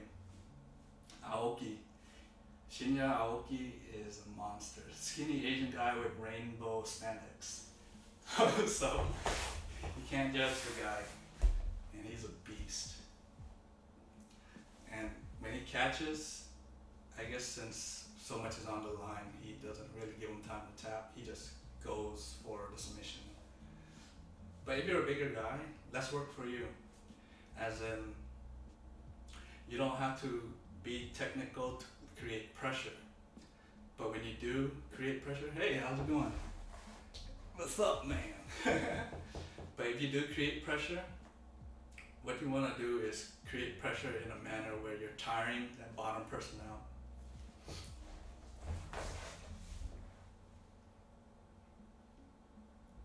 As a powerlifter, you're put it this way. As a powerlifter, you're going into a jiu-jitsu sport that's meant for a small guy. You're gonna have more success in the beginning of your training than the smaller guy or girl. So as a powerlifter, yeah. I mean, even as my rank, I would probably see you and be like, holy crap, like what am I going to expect? I know I'm gonna expect strength and all that, but I've seen it enough where I know how to deal with it and approach it in a different manner. As for you, for a powerlifter, most people that are pretty strong, they tend to tone it back a bit so that they can think a lot, because it's a thinking man's game. So compare this to chess. This is chess. I'm attacking you, you defend, counter, and we keep switching back and forth, back and forth. So don't think of it as the big guy is always going to win. The bigger guy will have less things to worry about, but he or she also have something else to worry about, such as cardio. You won't be able to move as fast. You're carrying a lot of weight, so you might tire out easily. So that mass could backfire and, kill your energy a lot faster. No, haven't gone over the Ezekiel choke yet. I will soon. So the idea that I'm trying to convey to you guys is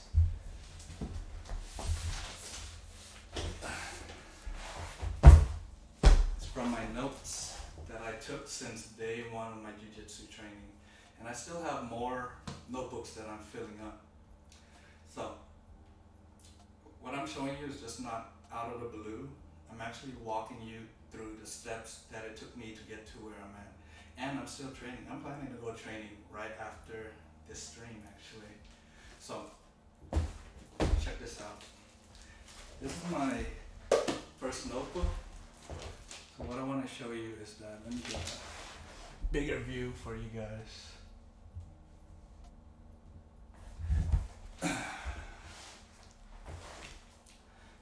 So what we're going over, wrong way. It's like all the notes that I took over the years of understanding the art, breaking it down, and taking notes. So this was the first book.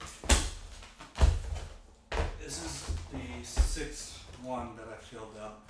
I mean, the notes look a lot better, but I'm still taking notes so that I can understand it, and so that I would be able to teach it one day, which I didn't know that I would be able to do this on Twitch, but I'm glad I found that out. Or I'm glad people recommended that I do it. But again, you want to take notes any way you can, anytime, any chance you get, and just get yourself understanding, seeing the techniques and everything. So do you hurt your joints a lot? That's my issues. In the beginning, no. But as I age, I started at 27. Now I'm 34. I mean, growing older, of course, you start having trouble waking up in the morning, stuff like that, and your body doesn't feel the same. And what everybody says, yeah, it's true. Like, you don't want to age, but you have to, and you gotta use supplements to help yourself out, like where your body doesn't produce anymore. Like say, I don't know, say your joints are not as mobile as you remember. So I take fish oil, I'll take hyaluronic acid, I'll take like supplements to help balance out what I had before, because your body doesn't develop those naturally anymore, you know? So let's see. To strength train? Jiu-jitsu? More jiu-jitsu? And lots of work? Well, work is fun, but my strength training is from jiu-jitsu. I have a pull-up bar that I'm starting to incorporate pull-ups that I put on my bedroom and every time I walk under it, I'll do a couple of pull-ups, and just during my work days, during my off days, I go train jiu-jitsu. So my workout mainly consists of jiu-jitsu. Sorry, just have to move because my eyesight's pretty bad. I need to see what the questions are. Yeah. Smoking pot doesn't work for everybody, but you can go some other route. Doesn't hurt to try, but I'm not gonna endorse it because I don't. So, I mean, I'm able to get to where I'm at without drugs or anything inhibiting me. So, water, water, some coconut water.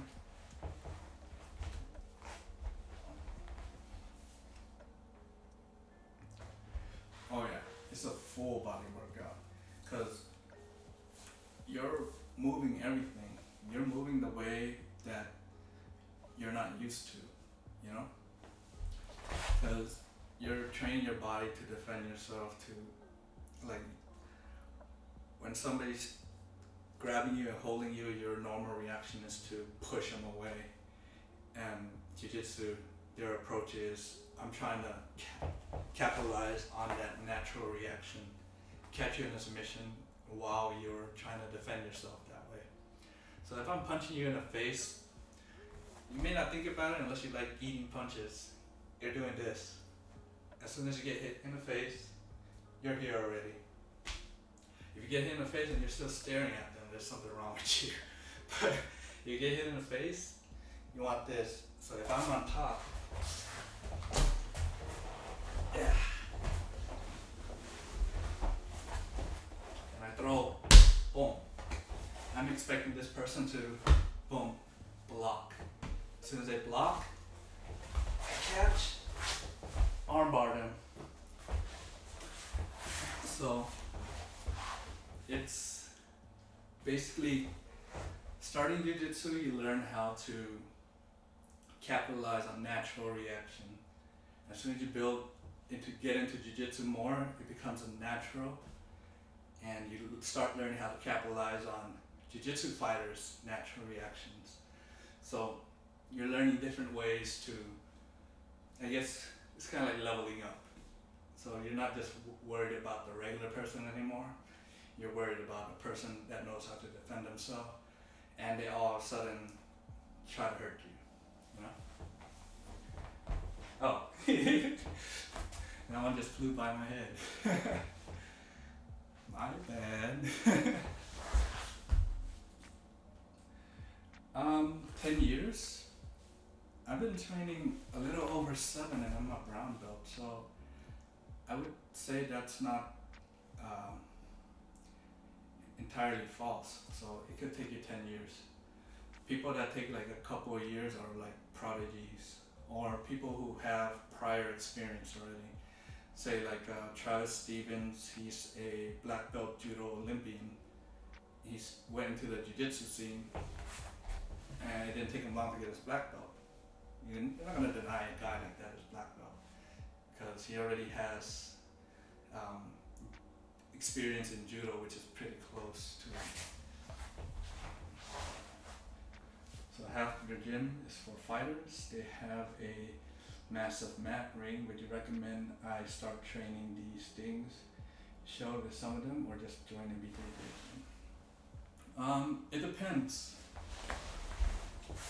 It depends if you trust them, because some gyms, even jiu-jitsu gyms, it applies that they're out to prove something and they're gonna try to hurt you. Explore the gyms. There's always gonna be different ones. Some MMA gyms may end up being more welcoming than some jiu-jitsu gyms. So that's why they give you a free trial. If a place doesn't offer you a free trial when you're trying to, I guess, scout them out, it's kind of like they have something to hide, So with today's technique, I would recommend drilling it first until it becomes natural. When you roll, let them know that you're new. I'm pretty sure they will know, because during any rolling situation, you could find out who the newbie is just by you know, how they grapple, their tendencies, you know. So the way I would approach it is that, hey, could I try this technique on you? Try it, walk through it, get natural, get a natural feel for it. So try it. Tell them like, hey, could you pull your arm out when I'm doing the arm bar? Hey, is my like lock prior to the triangle? You would call it the triangle setup. That's how I learned it as the triangle setup. Is that a good control?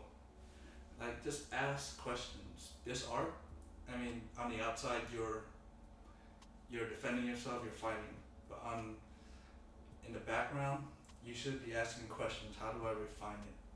So just like it's like Tekken Lab, just like in Street Fighter, how you're just practicing. It doesn't have to be perfect, but you're going at it and just trying to refine every little step, every little detail. So watch the video again if you need to, and just get the steps and then refine it to a way that works for you. Then, like, when you get comfortable, ask them, hey, could you give me a little bit of resistance?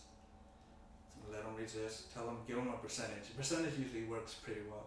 That's why I tell you 10% intensity, less than 10, because I do not want you to accidentally overcrank a partner's arm if you're training with a partner doing these techniques that I'm showing. You want to maintain their health as much, because if you hurt them, you just lost a partner. I have a grappling dummy. Grappling dummy does well, but you see how hard it is because I'm basically carrying dead weight. But I'm pretty used to it, and I'm gonna try to find a way to stabilize the dummy a little bit more. Let's see.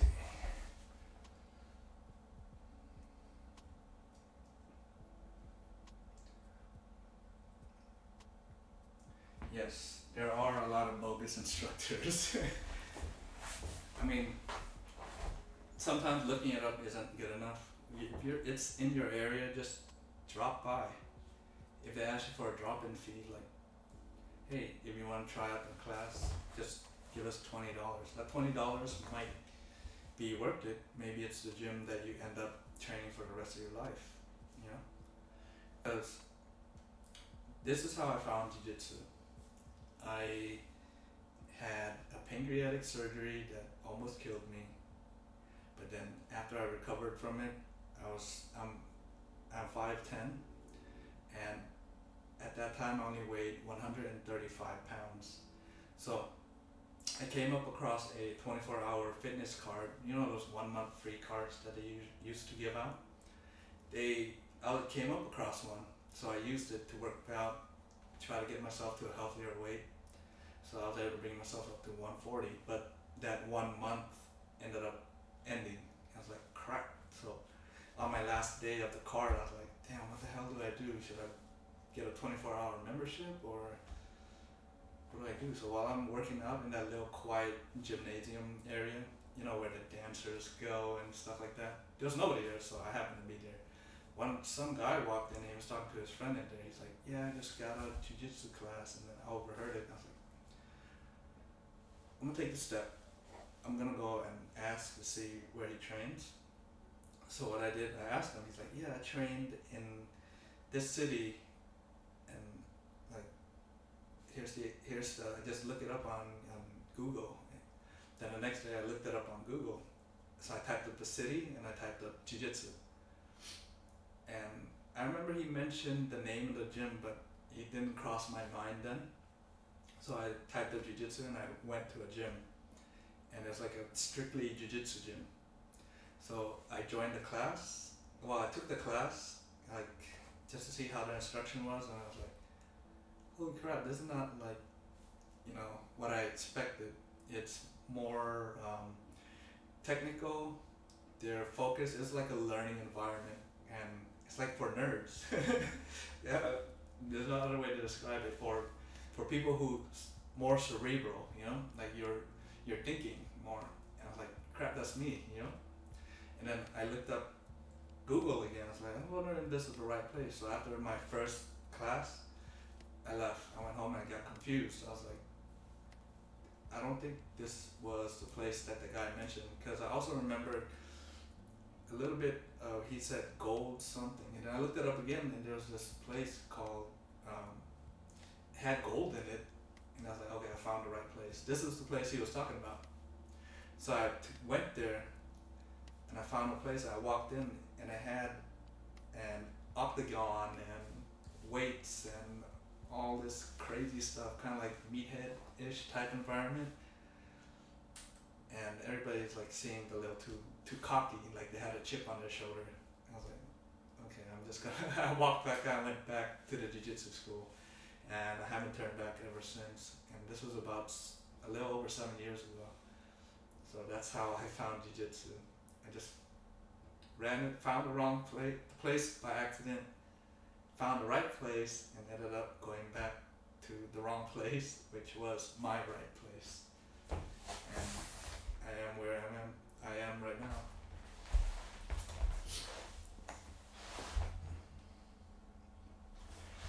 For this sport, it's specifically striking. No, it's more like striking to set up our submissions, because it's called a gentle art. Remember, and punching somebody in the face all day it's not very gentle. I guess. But striking is just to lead up to what you want to do, where we're comfortable, which is on the ground. Like a couple of times, let me get my books out of the way. So I'm gonna be going through all these books. I have 2 more in the car, but this is what I'm gonna be training you guys with. So, striking. It's a little bit of striking, and then we'll close off the class. We're on mount. Like I said, if I'm striking, I could even fake strike. I could wind my hand up just to get him to react, and I'll catch the arm. So it's not really striking to knock the guy out.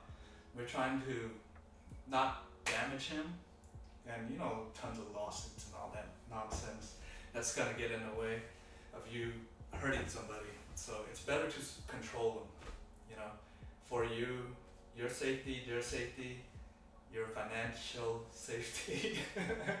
So I wouldn't want to get sued punching somebody into the concrete and accidentally, causing some permanent damage. So if I get on mount somehow, some people will flail, they'll try to push you off. I want arms in a certain position for the submission. So I'll even fake a punch where they protect themselves, and I'll catch. And I'll go for the submission, right? So again, think gentle art, think timing, leverage. What's the other one? Technique. The very vital one, technique. So timing, leverage, and technique. Try not to hurt your partner.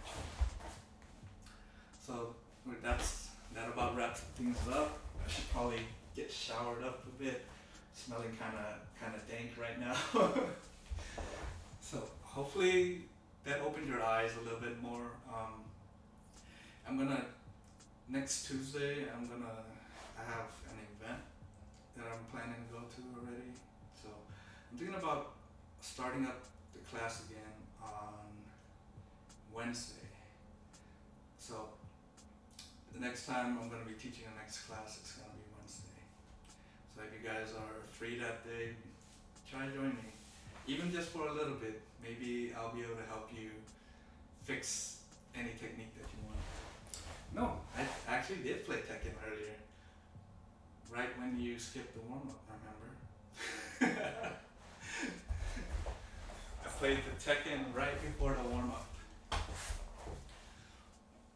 But, yeah. Hey man, I got the stream up just for evidence. So, I won't be at fault. But thanks again for showing up again, hopefully this will help push you into stepping into and trying the art for the first time. Well, not the first time, since now you've seen some of it. So even engaging mentally, because I don't train as much as I did before. even engaging mentally, you come back, you let your body recover, and the things that you've been having trouble with, you finally got to break down in your head, and you'll, who knows, when you come back, you actually implement it a lot better than you did when you were training daily, you know?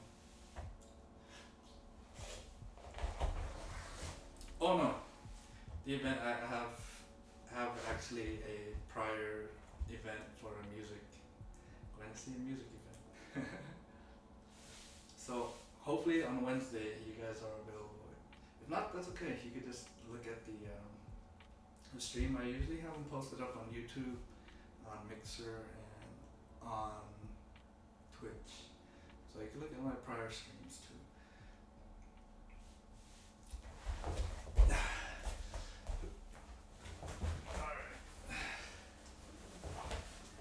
Thanks, man. Love the support. Let's put the little friend over here. I'm getting myself situated.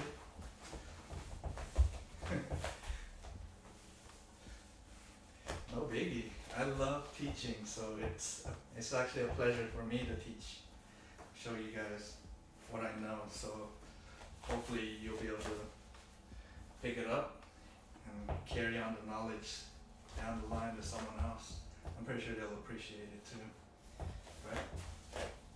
So again, close out. Os.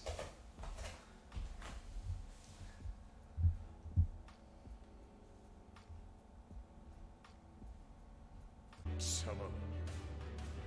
何者じゃ。我は剣を清めし者なる。全ては動き出した。もう誰も止めることはできない。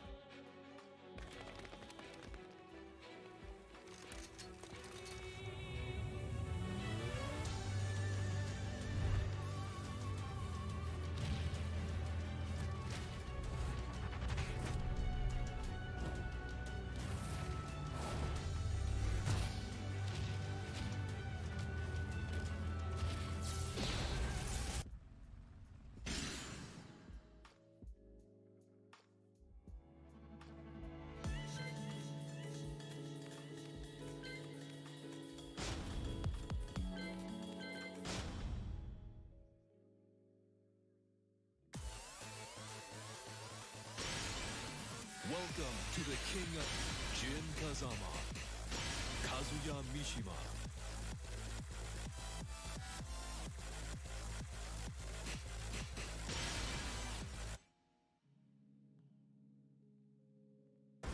Get ready for the next battle.